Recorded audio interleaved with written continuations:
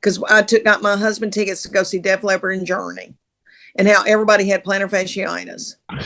Okay, and everybody was worried about snacks. Instead of smoking marijuana and making out, everybody had a big thing of popcorn. And live from the Willie Nelson and Friends Museum Showcase in Nashville, Tennessee, it's Music is Funny. Musicians talking to comedians about music and comedy. With your hosts, Raelyn Nelson and Jonathan Bright. I'm still smoking, I'm so high, I keep toking, I'm drunk, but I'm still drinking too. Welcome back to Music is Funny. I'm Raelyn Nelson. And I'm Jonathan Bright, back with another ridiculous and unnecessary intro. I'm also in the Raelyn Nelson band. I forgot to mention that. Leanne Morgan. Hi. hey, my darling. How are you? Honey, I'm good. I don't feel as pretty as y'all. Oh, stop it. Look at your bangs. Okay, honey, I would just put in a cough drop. Let me spit it out. I'm so unprofessional. Look at y'all musicians. Look at us. Yeah, I always wanted to make out with one or be a musician, Oh, yeah. Well, I know a lot of them you can make out with, probably. Yeah, we can make that happen. Yeah, for sure.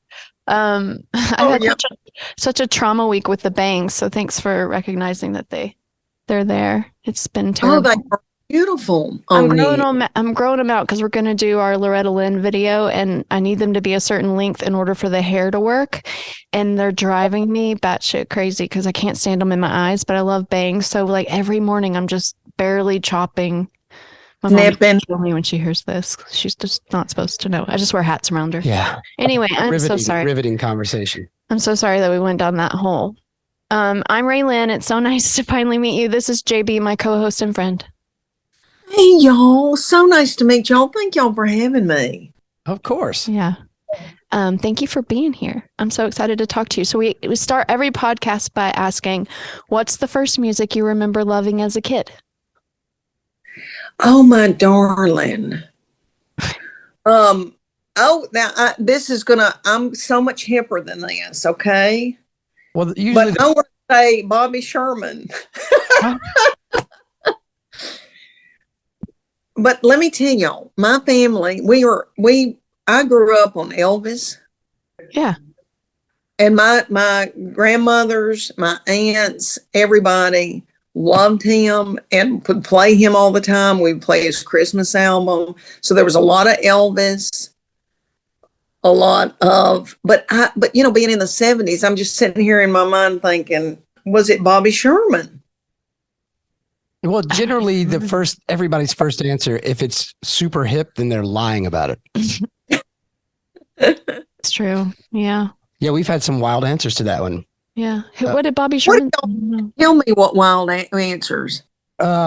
Raindrops Keep Falling on My Head is one that I remember. John Heffron. Yeah. Yeah. We asked Doug Stanhope. He just said, I hate music. So that was one of them. What are some other? Oh, I can't remember.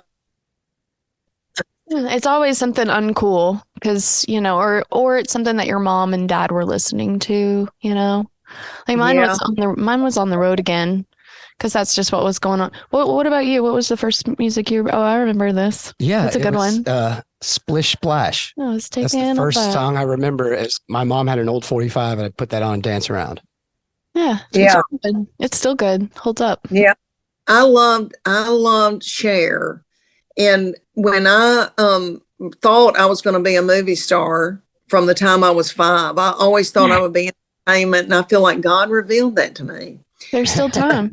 I was at the Adams. I was raised right outside of Nashville. So I grew up, Raelyn, with, I would see Barbara Mandrell and Barbara Mandrell's sisters buying panties at Dillard's. I saw Porter Wagner eating ice cream with a velvet jacket on at Rivergate Mall. Yeah. And Johnny Cash and Jean buying paint at Sharon Williams. So I grew up around country music, like looking at people from afar. I didn't know them. My people are farming people. But I was raised in a little bitty town outside of Nashville, Kentucky-Tennessee border called Adams. And it's the legend of the Bell Witch. Yeah. Yep. Yeah. So they would have the Bell Witch, the 4th of July picnic, and they would put a dummy in a coffin and say it was the witch. And I stayed scared out of my mind for years. But there was also a talent show. And I had one of those little recording, played 45s. You could open it and close it. And if you closed it, it played it. Because I'm 57. So I was born in 1965. So I would carry that little record player around. I was probably 9 or 10. And I had the 45 of Gypsies, Thieves. Remember when Sonny and Cher did that song, and it's very politically incorrect about gypsies getting pregnant in the back of a van. Anyway, I had a whole dance that I had done, and it was, I did a lot of politically incorrect, and I entered myself into that contest at the 4th of July picnic, and you could buy barbecue, you could buy leather goods, with your initials on it. It was. And my parents, my grandparents, everybody worked in it to help in the community. And my sister was so shy and introverted and freaked out and older than me that she took me off the list. She said, it embarrasses me. She cannot get out there and dance to that Cher song. And to this day, she's 60 now. And she, like every, I don't know, 8 months, she'll call me. We talk every day, but she'll call me and say, I'm so sorry that I took you off that list at the 4th of July. This probably could have happened to you a lot quicker. And I'm like, you need to let that go, Beth. You need to let that go. I probably would have made a fool out of myself. I mean, I had a record player. It wasn't good audio in that high school gym. Nobody probably could have even heard Sonny and Cher playing. I said, it's okay. She's carried that burden for years. That's hilarious. I know. And then, this happens to me at 57 years old. All right. I got to tell y'all though, that Willie Nelson, that yummy thing came to the Tennessee Theater, and I got to go, and he had his breeches tucked in his boots. What year? This was right before COVID. Okay. Yeah. My husband and I went, and I'm not blowing smoke up your butt. There is something about him. It's like Elvis. It's like J-Lo, Michael Jackson. Like you could not take your eyes off of him. Yeah, he's the coolest. The coolest. And then I was up in the balcony because he was sold out, and I just remember thinking, I mean, there's just been something about star people that have got that thing. I'm just fascinated by it. Was that at the arena? Was that at the Bridgestone Arena? No, this was in Knoxville at the Tennessee Tennessee Theater. In Knoxville. And I got to go. And I had never seen him before. Yeah. Everybody should see a Papa Willie show. Oh, and his hair. Okay, let me tell you what just happened. I got to host at the Grand Ole Opry the Leslie Jordan Memorial. So I got to meet Luca Nelson. Okay. Yeah. And he blew me away he sang with Eddie Vedder and that chipped tooth and so cute and braids. And I did not have unbiblical thoughts. I could be his mother. But I thought, he is cute. He is so cute. He had braids? He had a long braid one braid in the back. Okay. Interesting. With a hat and he sang so blue cute. jeans. Very cute. Went with a half Willie. Yeah. The one. That's what we call it in the family. That's cute. He is so cute. I'm sorry.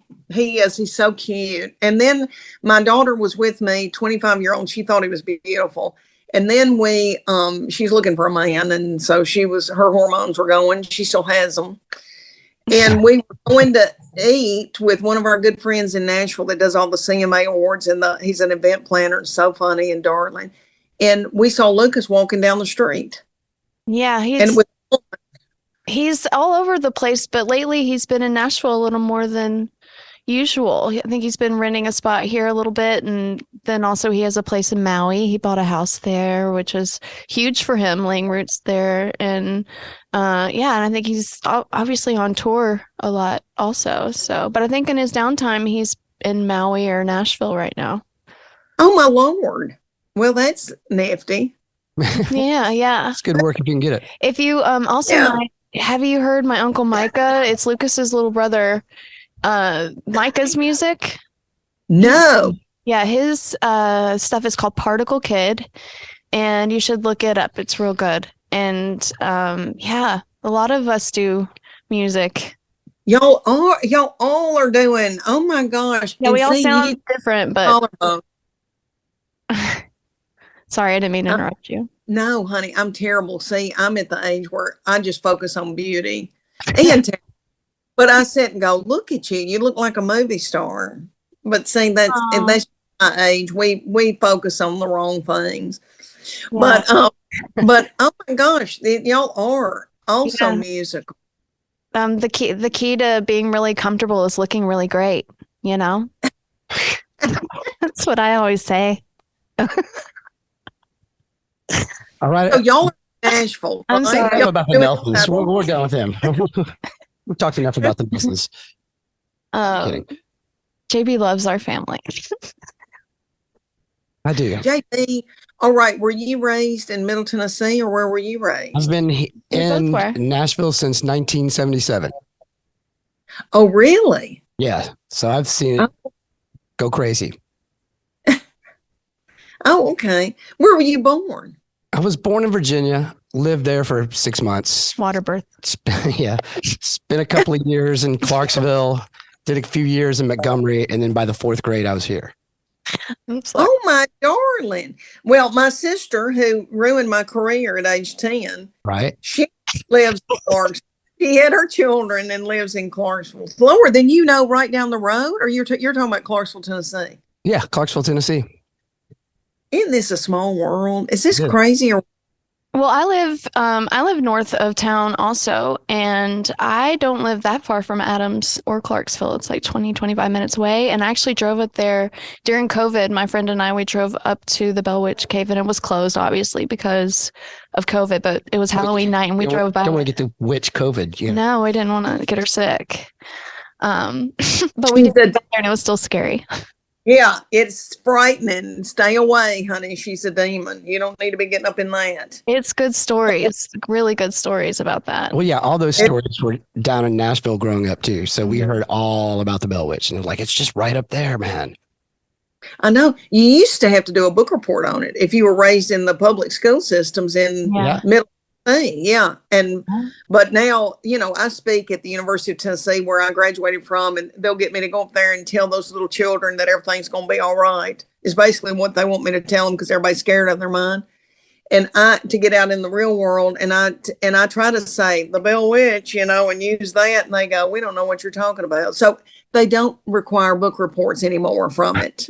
Which is sad. All right, so you grow up in Adams, and you say you want to be a movie star. Did you do any kind of music or theater or any of that kind of stuff in high school or junior high? Yeah, my darling. Okay. The little school that I went to was so sweet. It was kindergarten through 12, 650 students. So I graduated with 42 people, and it was big Future Farmers of America. A lot of people got out and farmed, family farms. And I took home ec, and there was a speech and drama class, and I loved it. And I played sports. I was athletic, and, I had high school boyfriends. I was worried about them, but I did take this one speech and drama class, and me being in a class of 42 people, you're going to believe this. There was a boy in my class who went to Juilliard and who's been in several movies and an actor, and was in, do y'all remember Nashville on ABC? Oh, yeah. He played Raina's manager. And he's done theater and traveled the world and all that. Very talented. And then there were he was in the group. There were 4 boys that had the Red River Boys that were, had a band that were kind of, they did a lot of Oak Ridge Boys covers and that kind of thing. And they got a record deal, and they all decided, I don't know what happened, but they all went to college and married and all that and got out of it. But we had these really talented people in this little bitty country farming school. And I remember that speech and drama, and we did improv, and I loved it. And I told David the other day, who's the guy that graduated from Juilliard, I said, David, that's one of the first times in my life where I felt alive. And I thought, this feels like home to me. This feels like what I'm supposed to be doing. But I'd always wanted to be in show business. And my mama, Lucille, who's still living, who's a doll, would say, you're going to be the next Marilyn Monroe. And I would say, you really think so? And she'd go, yeah, you've got blonde hair all over your body. You're going to photograph well. And in my head, I thought that was enough. And it wasn't. Anyway, I was scared, and I was this little country kid, and I didn't know, like, I could have never had the guts to go to LA at 18 or Chicago to Second City. I loved, my mama raised me on Saturday Night Live and all that. But I just never had the guts. And then I, followed a boyfriend to the University of Tennessee, and because I didn't know what else to do. And I flailed around in college and thought, this is crazy. I don't even know what I'm doing here. And then I dropped out and I'd work, and then I went back and I finished, and I married my husband, who I have my children with, and he moved me to the foothills of the Appalachian Mountains and had a used mobile home business that refurbished mobile homes and set them up. And I had my first baby, Charlie, who's now 29, and I wanted to stay home with him and nurse. And I started selling jewelry like women sell Mary Kay in people's homes in the foothills of the Appalachian Mountains. And women thought I was funny and started booking about a year in advance. And the company noticed and asked me to start speaking at their big things. And then I'd be at the Opryland Hotel, and I'd breastfeed a baby in the toilet and then hand the baby to my mama and then get up and talk. And these women would say, you need to be a stand-up. You need to be a stand-up. And that gave me the courage. So then my husband and I moved to San Antonio, Texas. When he sold that business, went to work for a big corporation, big mobile home corporation. And they put him over South Texas, and I had a comedy club for the first time. So I would go I did open mic a couple of times, and they moved me up pretty quick. And Austin, Cap City Comedy Club was one of the best comedy clubs in the United States. And Rich Miller, Dennis Miller's brother from Saturday Night Live, owned it. And I would drive back and forth, and they believed in me and lifted me up. And then that was probably, 18, 19 years ago. So how old are you when this move happened to Texas? Were the kids, was it just you guys? Well, how'd that work? It was, my babies were 3, 5, and 7. And so I did comedy. I mean, like, I would go to Zanies in Nashville. They would let me open when my kids were little, and I would do like the Rotary. The Rotary would, pay me $50, and I'd go and, do at the Rotary. And I called myself a comedian, but I was trying to keep my foot in it somehow. I didn't know what to do. And then when we moved to Texas, that was really the first time I really understood how it worked and what I needed to do and all that. Now, I still had 3 babies, and my husband's an executive and was always traveling. So my job was to raise those babies first and foremost. But, I just felt in my heart I was supposed to keep doing it, and I did what I could. I knew I had to take a different path than most. Like, I noticed y'all had Mark Norman on. I'm a big fan of Mark Norman, Doug Stanhope, all those guys. They were able to go and do comedy clubs every week, but I had 3 children. And Brian Dorfman, that owns Zanies in Nashville, is a good friend of mine, said years ago, it was probably 20 something years ago. He goes, Leanne, you cannot do this and raise those 3 children. He said, Roseanne raised hers in the back of a station wagon. And he said, it hadn't turned out well. And I remember thinking, darn it, you can't tell me what to do. And I've told him several times, I go, you were right, Brian, you were right. I mean, I could not have both. So I just had to do, Lord, I did shows for men that make carpet fiber. I mean, I did horrible gigs, just whatever I could to keep this going. And then, there were times I couldn't get arrested. Nobody cared. And then I'd get a television deal for my own sitcom with ABC. And that would give me a sign from God, you need to keep going. And then that wouldn't make it. And then I'd, get booked doing little fundraisers or whatever I could do just to keep my foot in it. Yeah. It is funny how when you really want to do something, you get to a certain point and then you're about ready to stop, and the universe will just drop just the tiniest morsel in front of you. Go, hey man, you're on the right path. Just keep going. It's the same thing with musicians, you know. As a comic, you're like musician. You have to be used to getting the word no all the time. Yes. Yeah. And I think me being a mom at the time I was unique. I know that I'm not saying I'm Dave Chappelle, but I was unique. And so over the years, I would get things and things would come to me because there just weren't many people doing what I did. There was mom comedians and all that, but I don't know. I was able to stay in it. And then now what I do and how I'm a storyteller and talk about my real life. I mean, I've done it all my career. I've never been like Jerry Seinfeld that could just write about a cotton ball. Like I've never had that talent. I have to tell what really happened, like birthing, what happened to my body. Then my kids were in elementary and I talk about doo-doo on a t-ball field or whatever. And then, now I'm in menopause. I've got a grandbaby. But what I do now is like what people want to see.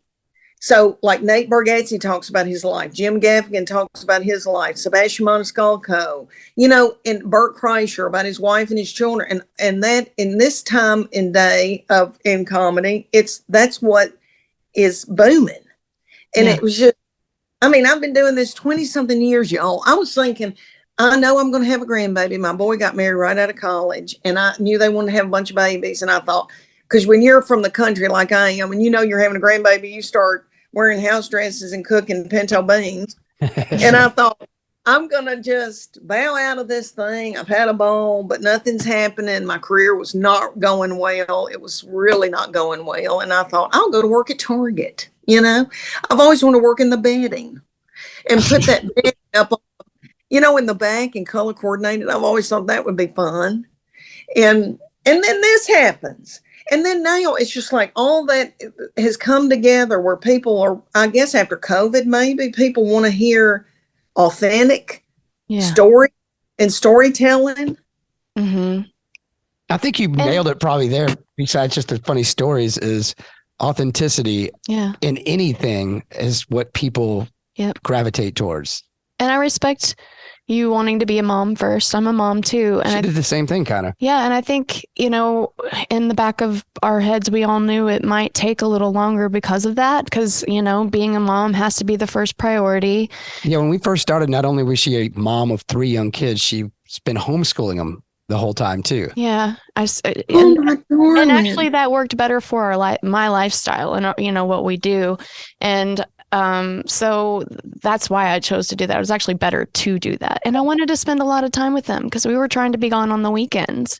And so they were with their dad on the weekends. And, but they, I think you can do it and be a mom. It's just going to take maybe a little longer, and I remember us, being in denial about that too. And be like, oh no, it could happen at any time. It could happen at anytime. And we'll figure it out. If it happens, we're going to figure it out. I have a lot of help and all the things. But I think also, like you said, the universe, God, it's like, it also helps you keep going while also letting you be a mom, God knows what we want and kind of helps it the way it's supposed to all go down. You just got to trust spirit. I don't know. Here we go. I'll go down that line. You want to change the subject? Talk about yoga.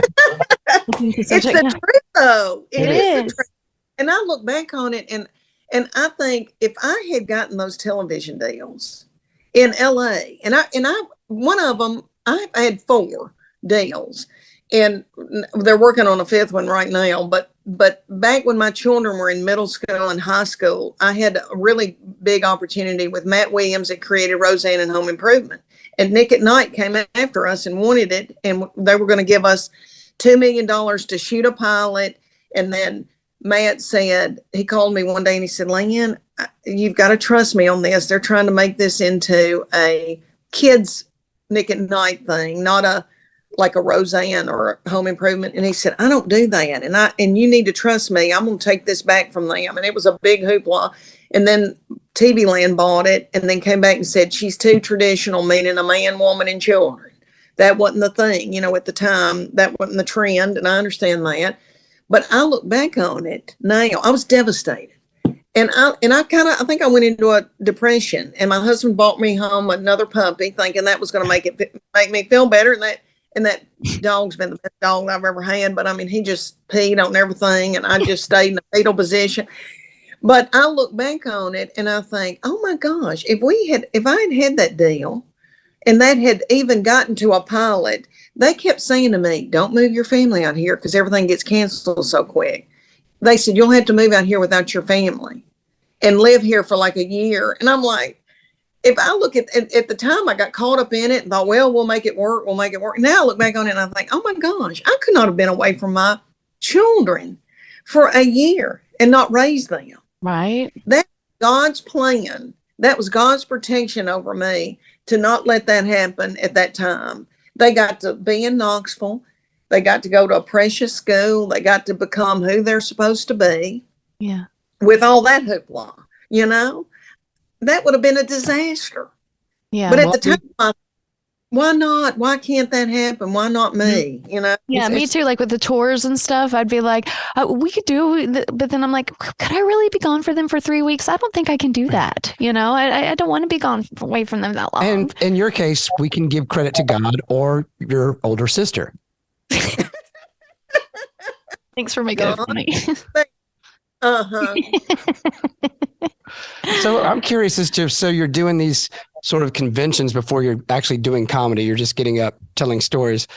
Did that pay well? And then when people tell you to be a comic, did you know enough about how comedy works to know, all right, I need to sit down and write some stuff, or I need to go to this club or whatever? Like, how did that transition happen?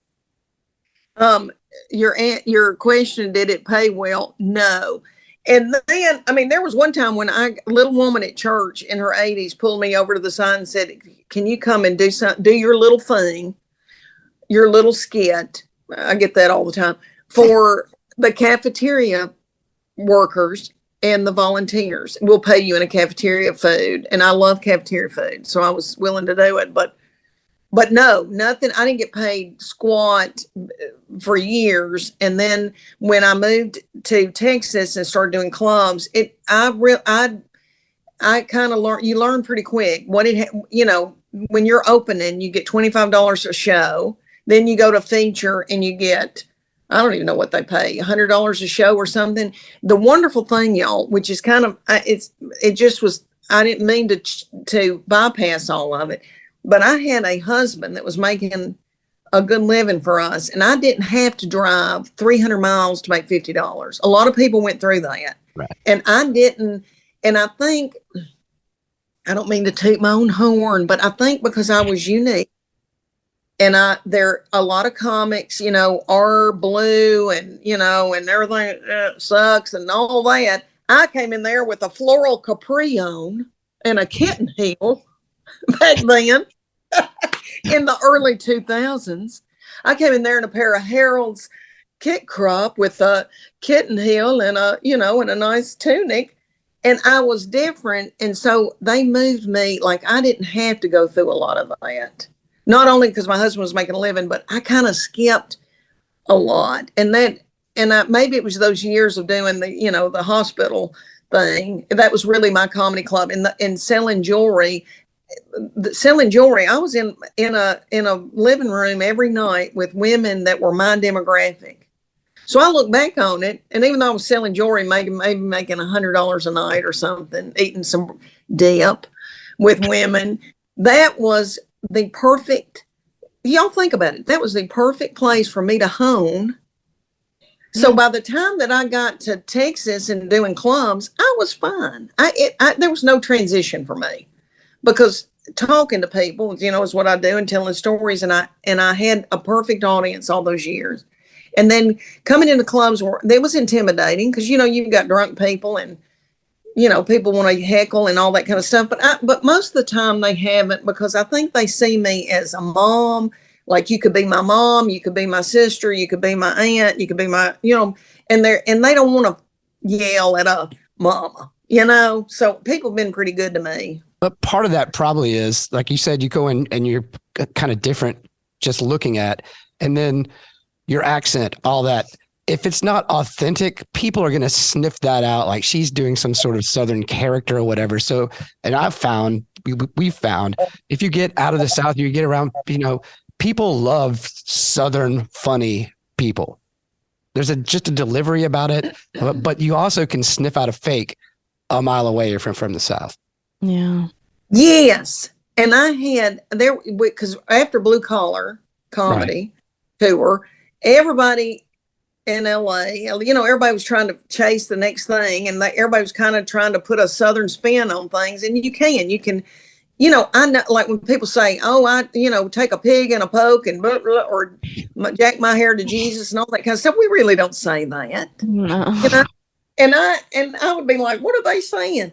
But you're right. When you get out in the United States, whether it's Midwest, Seattle, New York, wherever, people are fascinated by us. They are. Yeah.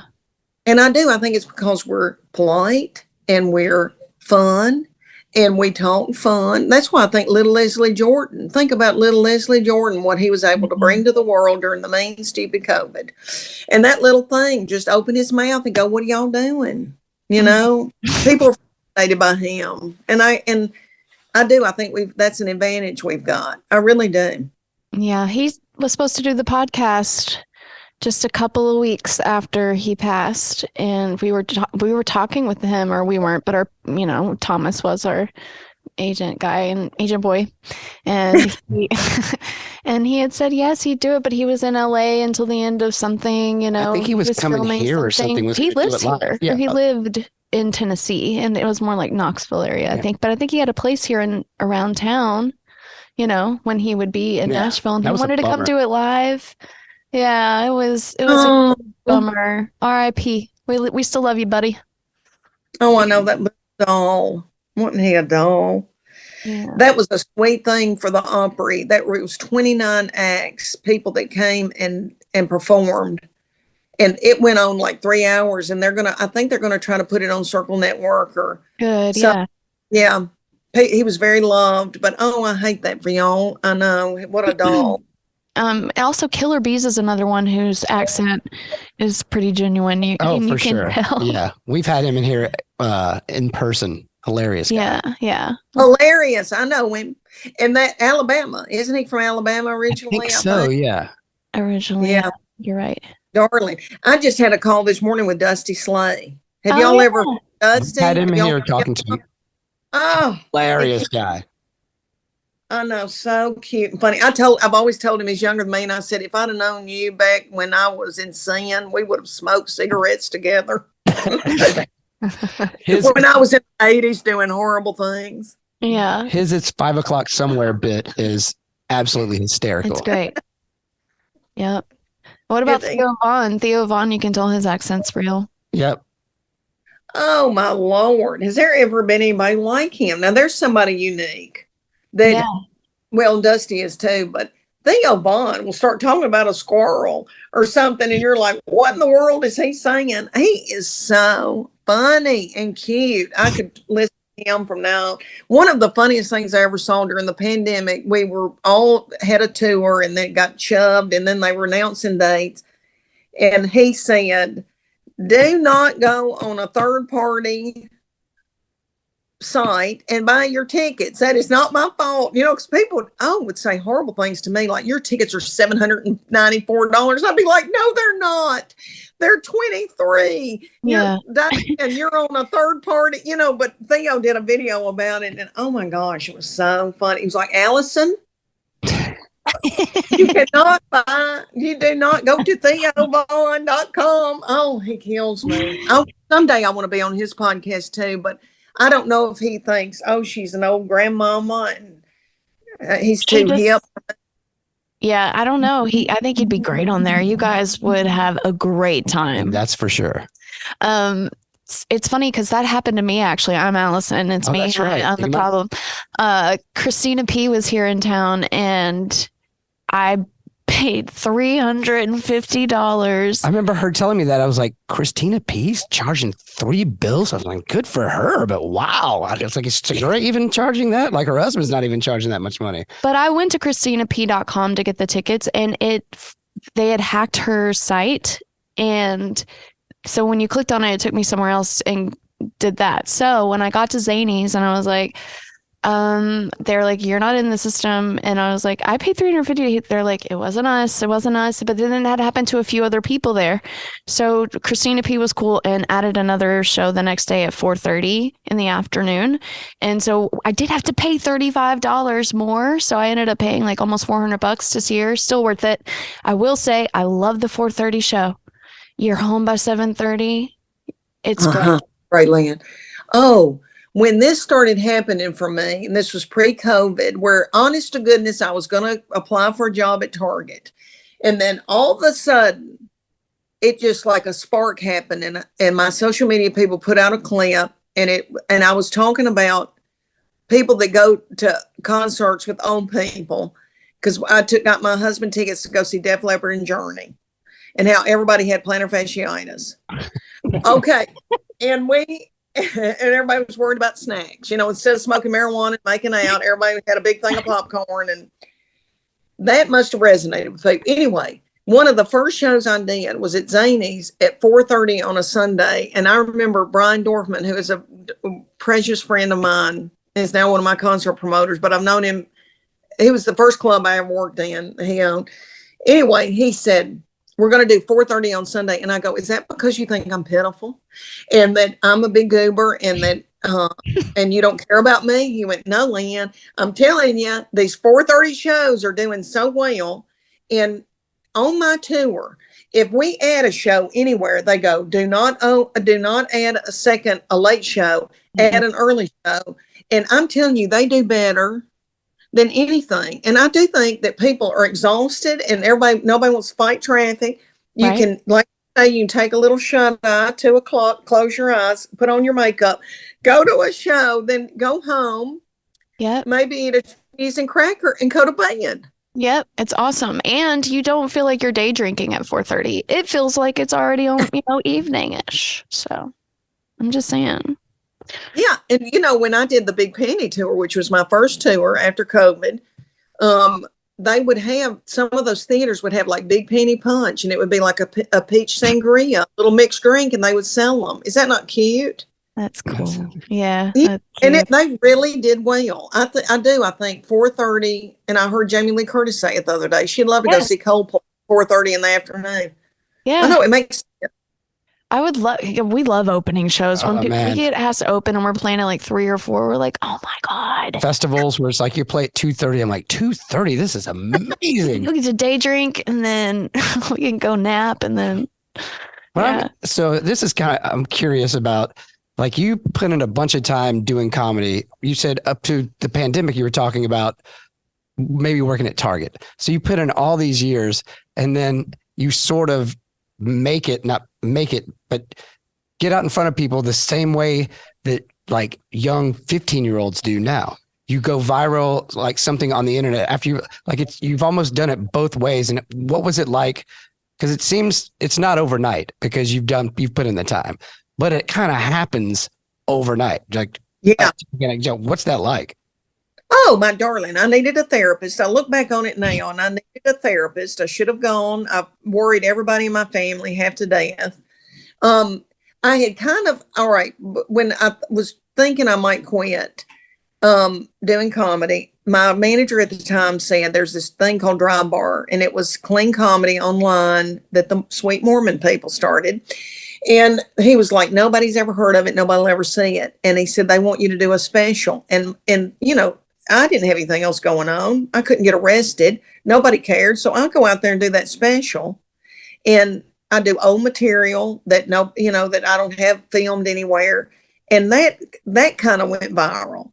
And Dry Bar became a big thing. It's a big, a lot of people watch Dry Bar. And then I finally took the money I never invested in my career. I had like 2 headshots in 20 years. I had 3 babies. Their daddy and I kind of had this unspoken thing, like, you'll buy their uniforms. You have a gig. You pay for Santa Claus in December. I was pretty popular in December for corporate parties. I mean, they paid more for the shrimp than they did me, and I would I would take money and go get their hair cut. It was like kind of my mad money. And instead of investing that in myself, getting a website, I didn't do anything like I was supposed to. And then I kept watching Nate Bargatze and Jim Gaffigan. I'm a big fan of Jim Gaffigan. I always want to be, I knew he was doing these theaters and selling out. And I thought, oh, if I could just be like Jim Gaffigan. And I noticed they were doing social media. And people would say to me over the years, you need to be doing social media. And I think that's voodoo. I'm not, I kind of fought it. And then I thought, witchcraft, that's the Bell Witch. And then I hired these 2 young boys out of Plano, Texas. It was just a fluke that I found them. And they put out that Def Leppard, and that went viral. And I could feel, I was moving my baby into school in New York. And we were in a tiny hotel room. We had all of her luggage, and my husband, everybody was stressed out, nervous. And I look down and it's being shared thousands of times. And I go, I could feel it. I felt something in my body. I'm not kidding y'all. I felt a wave of something happening. And I said to my family, something's happening to the Def Leppard and Jerk. And they were like, shut up, the Uber's here. Get the luggage and get out of it. And so I kind of just, okay. And then I let it go. And then I could physically feel something happening. And then I got to thinking, am I crazy? Am I like these American Idol people? And I think I can sing. Maybe I'm crazy. I mean, I went through crazy. And then all of a sudden, like my manager started getting calls. These comedy clubs wanted to book me. Comedy clubs that would not have had me, some of them had me and said, love her. She doesn't get drunk and fight in the parking lot, but we're not having her back. She can't sell tickets. And all of a sudden they start calling and wanting me. And it was a real head game. Then I got to thinking, oh, do people think I'm one of these YouTubers? Like, the boy that jumps in bowls or something. And they think that I'm not really a comedian, because it was important to me that this has been my craft. I have, had to do what I could do. And I have done fundraisers and men that sell carpet fiber gigs and some clubs every year. But I didn't want people to think that I was just some thing in a flash in the pan. And like these, people that get on YouTube, nothing against them. They got their own thing. But I did not want to be seen as that. I wanted to be seen as a real comic who's been doing this for 20 years. Mm-hmm. And so that made my head, I thought I need a therapist, because I got real insecure, and I thought, oh, people are going to think that I'm just that I just put some video up. No, that was material that had been shot in a theater. And so I'm over that now. If somebody says that to me, I'm just like, whatever, because I'm in these beautiful theaters, and y'all, I'm on my second tour called the Just Getting Started Tour. And I named it that because I feel like I'm just getting started at 57 years old. I got a grandbaby that's 2, little boy. I get to see him when I get off with y'all. Then I'm going to go. I've got another baby coming, another boy, June the 1st.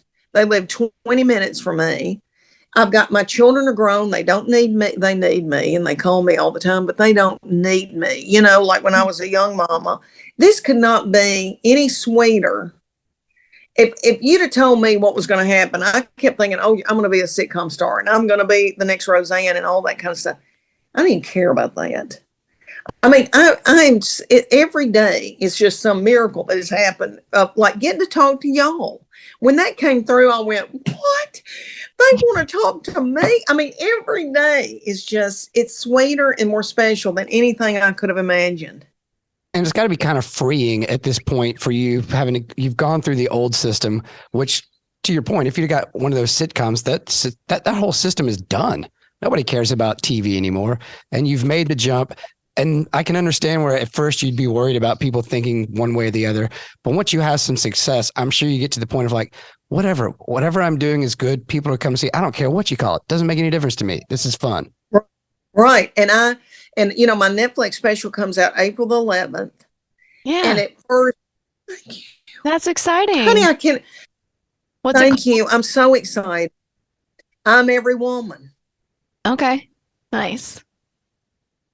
And we shot it in Lexington, Kentucky, and it drops April the 11th. And I thought I would get a special, but I didn't think it would be on Netflix. And that is still like the stamp of approval to get Netflix.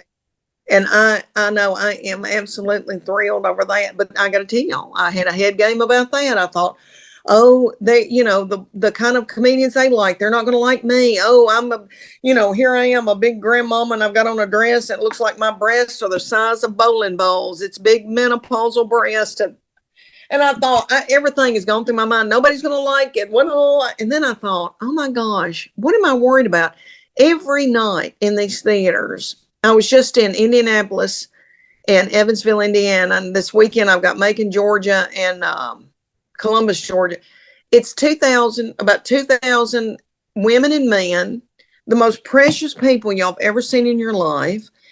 They love me. They would fight. If somebody said something mean to me on social media, which they do, they want to fight a circle soul, as we say in Adams. And I think, what do I care? These people are precious and they love me and they love what I do and they support me. That's all that matters. It's the fans. It really is. I can't worry about, a critic in LA. I just can't. I can't. I mean, look at these precious people coming to see me. And let me tell you on this. I think, and I don't mean to get this deep into it, but I think that I've hit a niche with a group of people that Hollywood has ignored and nobody cares about. Once women, get to a certain age, everybody's just like, well, you're done with. And that's not true. It's women get older and wiser and, it just gets better and better. And so my demographic is really like women 30 to 90. Mm-hmm. And it's just crazy to me, just everyday women out here raising children, and then their husbands, come with them, and God love them. I think they like me. I want them to, but they're all in the audience elbowing each other like, oh, you do that or whatever. I feel they can relate to me, and it's just a gift.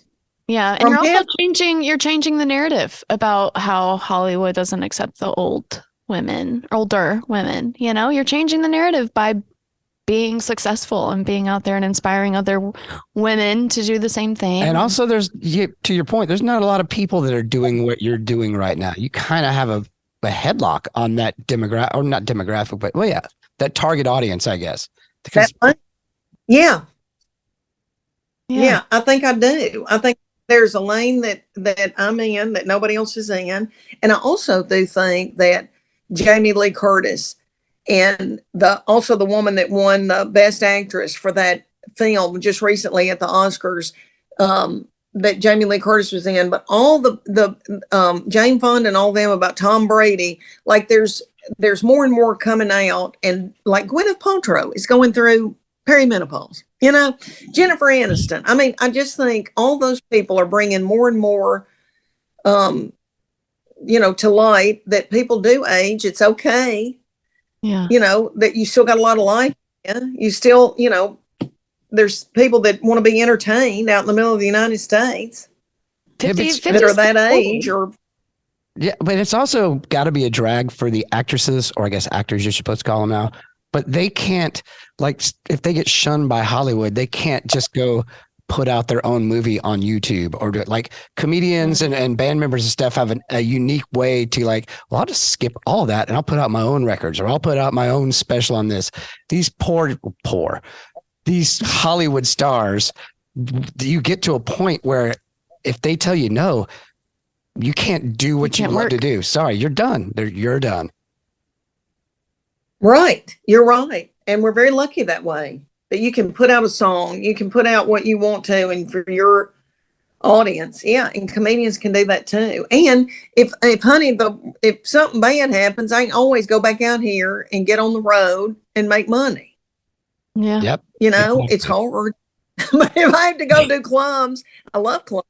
But if I had to go and do that again, which is a grind, but it's, I could do it, just like y'all could get out and sing.